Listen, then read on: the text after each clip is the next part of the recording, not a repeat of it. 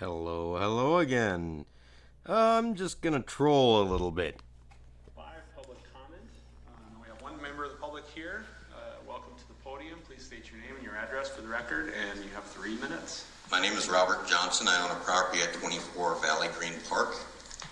I just had some questions which I've sent to the City Council along with some documents. Number one, is it legal for an individual to provide a false name to the city or police? Number two, is it legal for a company to provide a false name to the city or police? Number three, is it legal for an individual to falsify data on a permit? Number four, is it legal for an individual to cause a home to be occupied without a final permit or certificate of occupancy?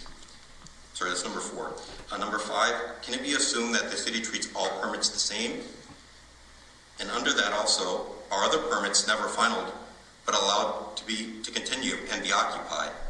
Are other permits grandfathered in for legally required items? Number six, if the chief of police is aware of laws violated, is there a duty to investigate? 6A, if it implicates the city of Jordan, what is the process?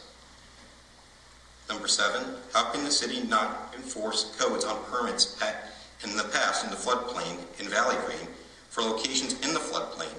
Grandfather the homes in on a conditional use permit after being notified that the owner of Valley Green, per the city and submissions to local papers, is Continental Communities, which has no record with the Secretary of State. This was notified during the Planning Commission, whose August 10 meetings notes should be available, but some council members were in attendance and should remember, and I brought the evidence to that meeting as well. 8, how can permits never finally be okay to occupy and have the permits listed there for the city? Number 9, how can permits issued for an installation company that's license was terminated when the laws require verification of licensure for installers? And I have attached the codes right there for that and the permit numbers.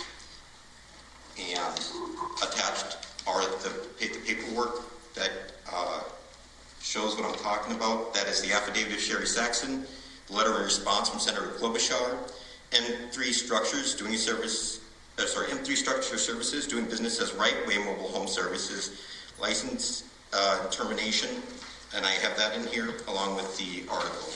The only other thing I have to say is I took an oath to defend the Constitution, and part of the Constitution is the 14th Amendment, which guarantees equal rights under the law and equal enforcement of the law. Minnesota has similar clauses.